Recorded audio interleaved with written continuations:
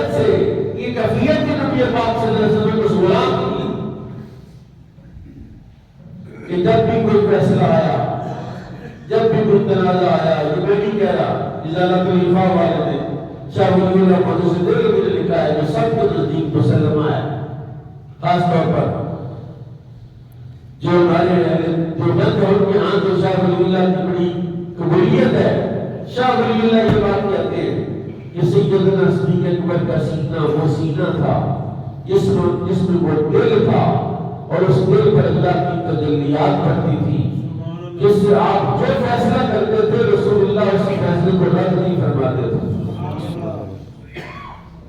اور سیدنا صدیق اکبر کی جو رائے وہ وہیں پر سبقت لے جاتی، جو وہ کہتے، جو وہ عرض کرتے، جو نبی پاک صلی اللہ علیہ وسلم کی اگر کسی شخص کے بارے میں رائے کا انتظار ہوتا تھا کہ ابو بکر کی رائے کیا ہے، ابو بکر کیا کہتے ہیں اس مسئلے میں، اور جو ابو بکر کی رائے ہوتی ہے میرے آدمی اسی رائے پر عمل فرماتے ہیں۔ اور میرے کریم آقا امام الانبیاء صلی اللہ علیہ وسلم نے یہ جملہ فرمایا کہ با نفع مال واحد قط با نفع مال ابو بکر، کسی کے مال نے خود اتنا نفع نہیں دیا جتنا ابو بکر کے مال نے نفع دیا ہے۔ اور وہ مال ابو بکر یعنی مال کو مال ہی ہوتا ہے۔ میں اکثر کہتا ہوں کہ ایک جو ہے 1000 کا یا 5000 کا میرا ہو، آپ کا کسی کا ہوگا تو ایک ہی 5000 کا ہی بہت ہے۔ کہ نہیں، جو مال ابو بکر کا ہے کوئی اس مال کا مقابلہ نہیں کر سکتا۔ یہ نبی پاک فرما رہے ہیں مال کو سنانے کا نہیں کیا تھا، 1000 اونٹ دیے، 1000 کی تعداد 1000 کا عدد پورا کیا ہے غزوہ تبوک کے لیے، صرف اونٹ ہی نہیں دیا، ان کو اٹھنے والا مال بھی سارا دیا، اسلحہ بھی دیا، اور سوار کی ساری ضرورتیں اس کے اندر سونے نبی رضی اللہ عنہ فراہم کی۔ اور حضرت سیدنا عمر فاروق رضی اللہ عنہ کہتے ہیں کہ میں نے ارادہ کیا کہ ابو بکر ہمیشہ مجھ سے سبقت لے جاتا ہے، آج غزوہ تبوک کے موقع پر رسول اللہ نے چندہ مانگا ہے، میں ابو بکر کو اپنے سے سبقت بھی لے جاتے دوں گا۔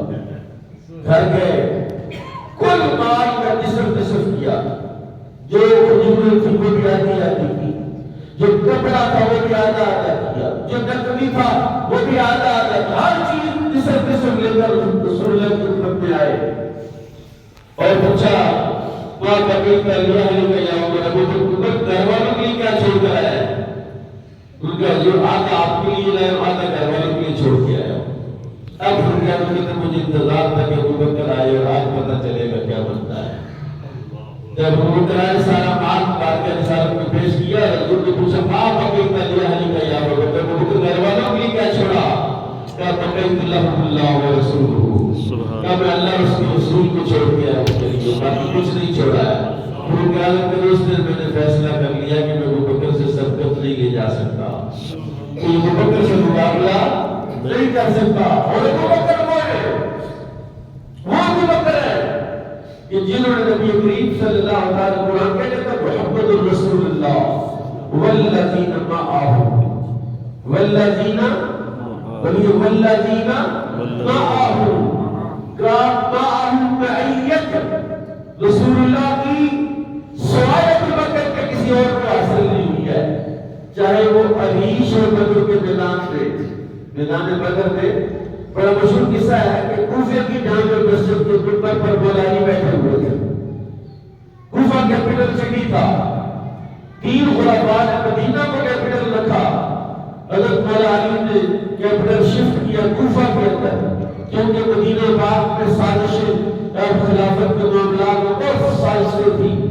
حضرت مولا علی نے دیکھا کہ مدینہ کی حرمت کو پامال کیا جائے گا، اس حکومت کی اور اس اقتدار کی کھینچتانی بچڑا چاہتا مدینہ کے تقدس کی پیش نظر کوفہ کو اپنا دارالخلافہ بنایا، اور وہاں آپ جامع مسجد میں امیر المومنین تشریف فرما ایک شخص نے کھڑے ہو کر کہا کہ اے امیر المومنین بتائیے صحابہ میں سب سے بہادر کون تھا؟ ایک شخص نے کھڑے ہو کہا یہ پوچھنے والی کوئی بات ہے، مولا علی سے بڑا بہادر کون ہے صحابہ میں؟ حضرت نے کہا بیٹھ جا میں بتاتا ہوں کون بہادر۔ حضور بتائے گا بہادر سب سے بڑا صحابہ بہادر ابو بکر صدیق تھے، اور کہا میں تمہیں اس کی دلیل دیتا ہوں کہ بدر کا میدان ہے، ہم 313 ہیں، وہ 950 ہیں، ان کے پاس اسلحہ بھی ہے، ان کے پاس سارے اسباب بھی ہیں، اور ہم کہتے ہیں وہاں یہ اعلان ہوا کہ رسول اللہ کی حفاظت کون کرے گا؟ کہتے کوئی نہیں اٹھا الا ابو بکر۔ ابو بکر کھڑے ہوئے، میرے آقا نے جو عریش بنایا اس عریش میں 2 بندے تھے۔ کتنے بندے تھے؟ یہ جو والذین معہ کا بستار مفسرین کا ابو بکر صدیق ہے کہ نبی پاک کی زندگی کا کوئی ایسا مرحلہ نہیں ہے کہ جس میں اللہ تعالیٰ کے حبیب تو موجود ہو اور دوسرا ابو بکر نہ ہو ہی نہیں سکتا ہے۔ عریش میں بھی ساتھ اس دن ابو بکر تھے، وہاں رسول اللہ کے ساتھ تھے، وہاں میں معاملات ہوئے، اس عریش کے اندر وہ بھی عجیب تھے کہ رسول اللہ دعائیں کر رہے تھے، اللہ میں وعدے یاد کرے، یا اللہ تو نے وعدہ کیا، تو نے وعدہ کیا، تو نے وعدہ کیا۔ حضرت صدیق اکبر نے رسول اللہ کا ہاتھ پکڑ کے نیچے کیا، حضور بس کرے، اللہ اپنے وعدے ضرور پورے کر دے گا۔ اور میرے آقا نے یہ نہیں کہا کہ تم کون ہوتا ہے میرے ہاتھ نیچے کرنے والا؟ میں اپنے اللہ سے مانگ رہا ہوں، میں اللہ سے مانگ رہا ہوں، تم کون ہوتا ہے میرے مجھے نیچے کرنے والا، مجھے منع کرنے والا کہ دعا نہ کرو؟ رسول اللہ جانتے تھے، نبی کریم صلی اللہ علیہ وسلم کا کوئی علم تھا۔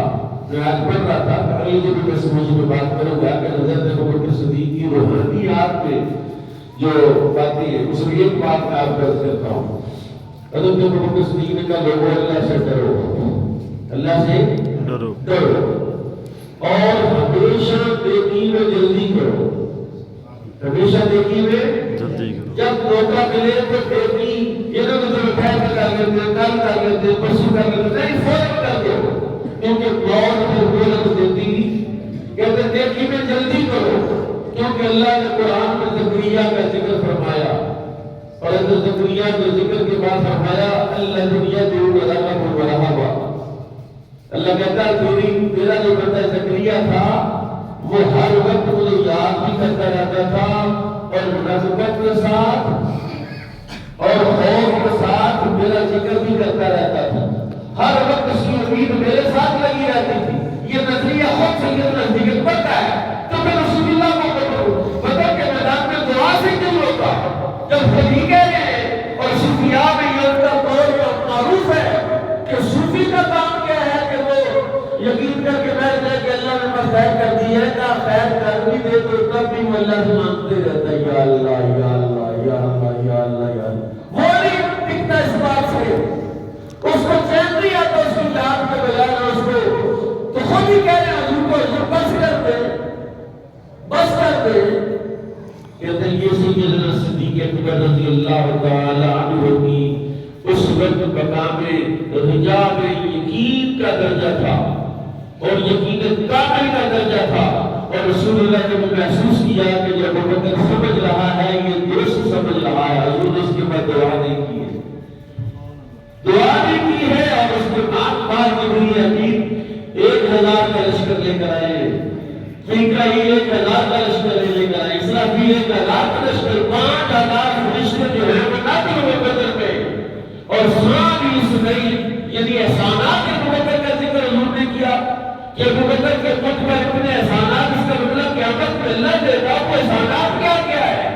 اب سنیے کوئی احسان ابو بکر کا کہ رسول اللہ صلی اللہ علیہ وسلم نے، اور یہ بات میں اس لیے کر رہا ہوں اور ضرور یہ کرنے ٹائم ہو گیا کہ آج کل یہ ہمارے جو سوشل میڈیا کے ذریعے نوجوان نسل کی ذہن خراب کرنے کے لیے اس طرح کی باتیں کی جاتی ہیں کہ رسول پاک نے 11 شادیاں کی، 9 بیویاں تھیں، اور آپ اتنی زیادہ ازواج تھے۔ مستشرقین کے کا اعتراض اور اختلاف اس بات پر ہے کہ مسلمانوں نے بھی اتنی شادیاں کی ہیں، حالانکہ وہ نہیں جانتے کہ جو یہ عیسائی ہے یا یہ جو یہودی ہے حضرت سلیمان علیہ السلام کی نبوت کو مانتے ہیں، ان کی تو 300 بیویاں تھیں۔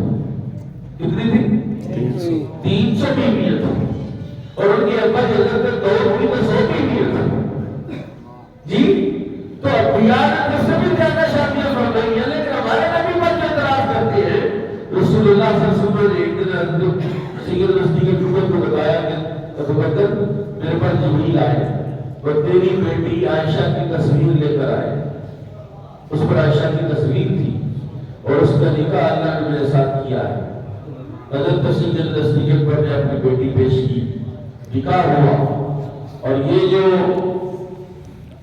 کہتے ہیں کہ ان کا نکاح جو ہے وہ 7 سال کی عمر میں ہوا اور 2 سال کی عمر میں رخصتی, بالکل بکواس ہے, جھوٹ ہے.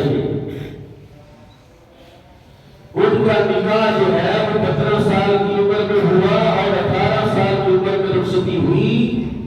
یہ بات جو ہے وہ محدثین تحقیق کے بعد لکھی گئی. بخاری میں کسی نے روایت شامل کر دی ہے, بخاری کی روایت بھی نہیں لی ہے.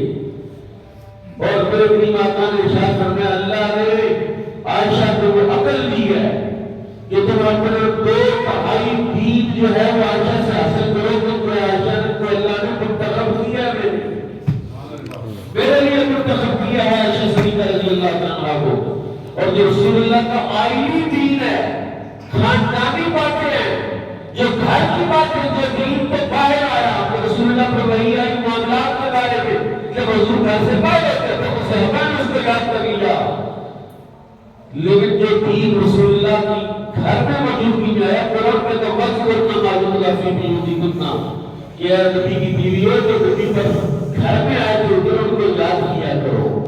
اور ان کے اندر سب سے زیادہ جو دین ہے نبی کی جو بیوی ہے, بیٹے کی جو آئے, سب سے بڑی عالمہ اور فقیہ حضرت سیدہ عائشہ صدیقہ رضی اللہ تعالیٰ عنہا, کہ جن کی برات میں, جن کی پاک نامی میں, جن کی شان میں قرآن کی 18 آیتیں اللہ نے نازل فرمائی. توبت لگی ہے اور توبت کو قرآن اترا ہے. بتاؤ جس کی حمایت قرآن کرے تو اس کے ساتھ کھڑے ہوئے تو منافقت کے ساتھ کھڑے, ہم تو قرآن کے ساتھ کھڑے ہیں, ہم تو رسول اللہ کے ساتھ کھڑے ہیں, ہم تو نبی کی بیویوں کے ساتھ کھڑے ہیں. اور جہاں صدیق اکبر کی حمایت میں قرآن کی آیات ہے, وہاں صدیق اکبر کی بیٹی کی حمایت میں بھی قرآن اترا ہوا ہے. تو صدیق اکبر جو ہے جن کو تم دین سے جدائی نہیں کر سکتے, دین سے الگ ہی نہیں کر سکتے. اس لیے میرے کریم آقا نے ارشاد فرمایا کہ میرے بعد, انبیاء کے بعد سب سے افضل متعلق کا اتفاق اجماع اس بات پر, افضل الخلق بعد الانبیاء, افضل البشر بعد الانبیاء ابو بکر صدیق ہے. اللہ تعالیٰ کے احسانات کو ماننے کی توفیق نصیب